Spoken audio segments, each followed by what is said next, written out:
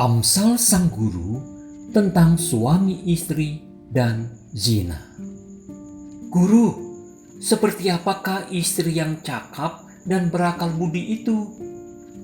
Istri yang cakap adalah mahkota suaminya, tetapi yang membuat malu adalah seperti penyakit yang membusukkan tulang suaminya.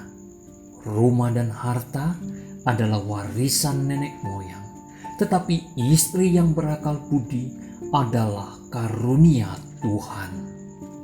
Tapi bagaimana kalau suami atau istri berzina, guru? Siapa melakukan zina tidak berakal budi. Orang yang berbuat demikian merusak diri. Siksa dan cemooh diperolehnya, malunya tidak terhapuskan. Guru, sering kemolekan dan kecantikan istri itu jadi persoalan. Kemolekan adalah bohong dan kecantikan adalah sia-sia. Tetapi istri yang takut akan Tuhan dipuji-puji.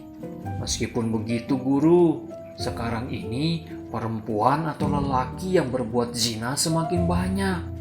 Tak seorang pun dari mereka yang luput dari hukuman. Jalan mereka yang berzina itu seperti ini. Ia makan lalu menyeka mulutnya dan berkata, "Aku tidak berbuat jahat."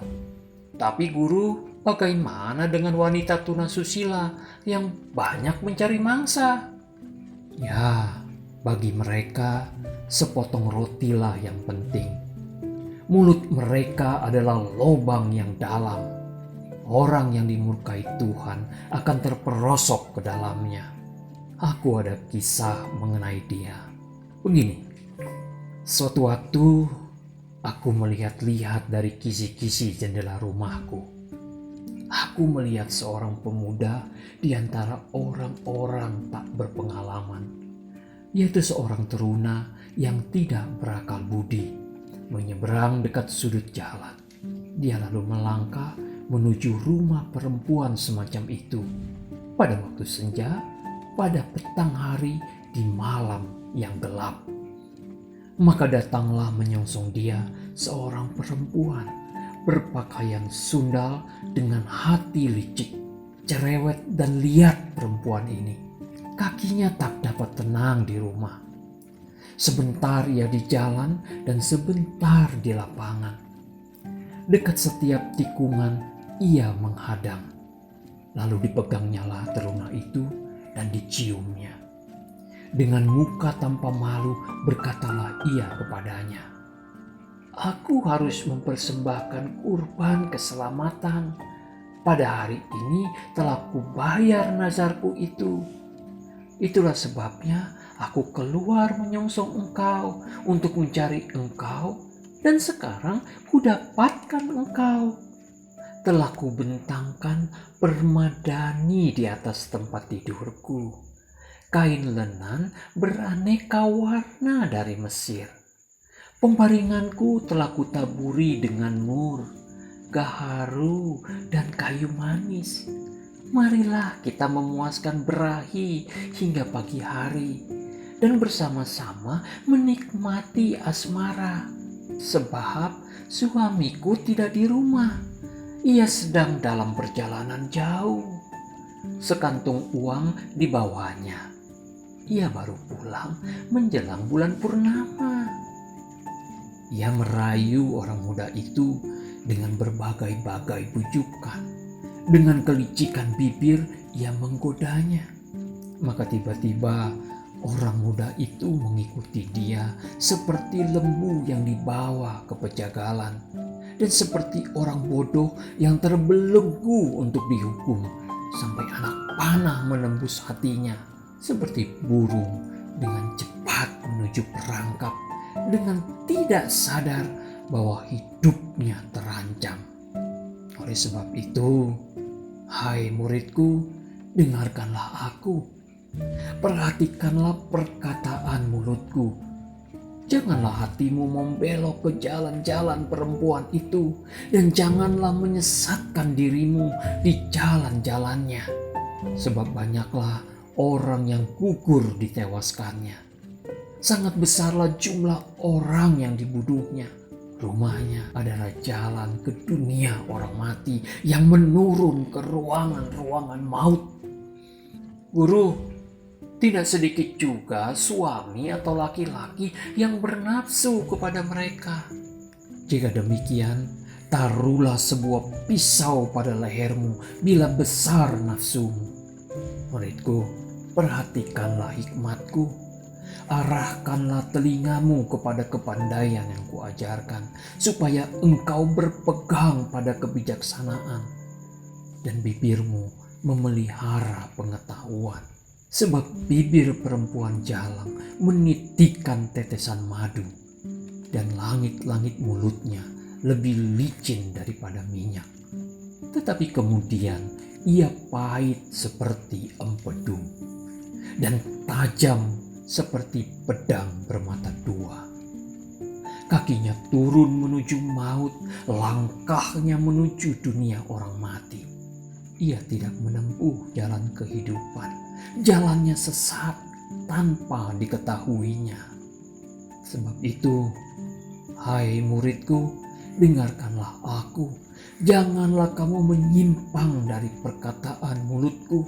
Jauhkanlah jalanmu dari dia, dan janganlah menghampiri pintu rumahnya, supaya engkau jangan menyerahkan keremajaanmu kepada orang lain, dan tahun-tahun umurmu kepada orang kejam. Sebagai seorang anak, apa yang harus kami lakukan agar tidak terjerat pada pelacuran dan perzinahan, Guru? Peliharalah perintah ayahmu, dan janganlah menyia-nyiakan ajaran ibumu. Tambatkanlah senantiasa semuanya itu pada hatimu. Kalungkanlah pada lehermu. Jikalau engkau berjalan, engkau akan dipimpinnya. Jikalau engkau berbaring, engkau akan dijaganya. Jikalau engkau bangun, engkau akan disapanya. Sebab perintah itu pelita, dan ajaran itu cahaya, dan teguran yang mendidik itu jalan kehidupan yang melindungi engkau terhadap perempuan jahat, terhadap kelicikan lidah perempuan asing. Dan janganlah menginginkan kecantikannya dalam hatimu. Janganlah terpikat oleh bulu matanya. Seperti apakah kecantikan perempuan pelacur atau tunasusila itu, Guru? Seperti anting-anting emas di dungur babi. Demikianlah perempuan cantik yang tidak susila. Tapi kuingatkan kepadamu, minumlah air dari kulahmu sendiri. Minumlah air dari sumurmu yang membual. Patutkah mata airmu meluap keluar seperti batang-batang air ke lapangan-lapangan? Biarlah itu menjadi kepunyaanmu sendiri. Jangan juga menjadi kepunyaan orang lain. Dan diberkatilah kiranya sendangmu. Bersukacitalah dengan istri masa mudamu. Rusa yang manis, kijang yang jelita. Biarlah buah dadanya selalu memuaskan engkau, dan engkau senantiasa berahi karena cintanya. Hai muridku, mengapa engkau berahi akan perempuan jalang dan mendekap dada perempuan asing? Ketahuilah, segala jalan orang terbuka di depan mata Tuhan, dan segala langkah orang diawasinya. Orang fasik tertangkap dalam kejahatannya dan terjerat dalam tali dosanya sendiri. Ia mati karena tidak menerima didikan, dan karena kebodohannya yang besar, ia tersesat. Guru, bagaimana dengan suami istri yang biasa bertengkar? Seorang istri yang suka bertengkar serupa dengan tiris yang tidak henti-hentinya menitik pada waktu hujan. Ketahuilah, lebih baik tinggal di padang gurun atau pada sudut sotoh rumah daripada tinggal dengan perempuan yang suka bertengkar dan pemarah. Ingatlah, perempuan yang bijak mendirikan rumahnya, tetapi yang bodoh meruntuhkannya dengan tangannya sendiri. Jika demikian, Guru, ceritakanlah tentang istri yang cakap itu. Istri yang cakap, siapakah akan mendapatkannya? Ia lebih berharga daripada permata. Hati suaminya percaya kepadanya. Suaminya tidak akan kekurangan keuntungan. Ia berbuat baik kepada suaminya dan tidak berbuat jahat sepanjang umurnya. Ia mencari bulu domba dan rami dan senang bekerja dengan tangannya. Ia serupa kapal-kapal saudagar. Dari jauh ia mendatangkan makanannya. Ia bangun dini hari, lalu menyediakan makanan untuk seisi rumahnya dan membagi-bagikan tugas kepada pelayan-pelayannya perempuan. Ia membeli sebuah ladang yang diingininya, dan dari hasil tangannya kebun anggur ditanaminya. Ia mengikat pinggangnya dengan kekuatan. Ia menguatkan lengannya. Ia tahu bahwa pendapatannya menguntungkan. Pada malam hari, pelitanya tidak padam.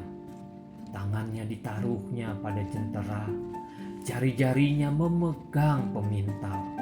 Ia memberikan tangannya kepada yang tertindas, mengulurkan tangannya kepada yang miskin. Ia tidak takut kepada salju untuk seisi rumahnya, karena seluruh isi rumahnya berpakaian rangkap. Ia membuat bagi dirinya permadani, lenan halus, dan kain ungu pakaiannya. Suaminya dikenal di pintu gerbang kalau ia duduk bersama-sama para tua-tua negeri. Ia membuat pakaian dari lenan dan menjualnya. Ia menyerahkan ikat pinggang kepada pedagang. Pakaiannya adalah kekuatan dan kemuliaan. Ia tertawa tentang hari depan. Ia membuka mulutnya dengan hikmat. Pengajarannya yang lemah lembut ada di lidahnya. Ia mengawasi segala perbuatan rumah tangganya. Makanan kemalasan tidak dimakannya. Anak-anaknya bangun dan menyebutnya berbahagia. Pula suaminya memuji dia. Banyak wanita telah berbuat baik, tetapi kau melebihi mereka semua. Demikian kata suaminya.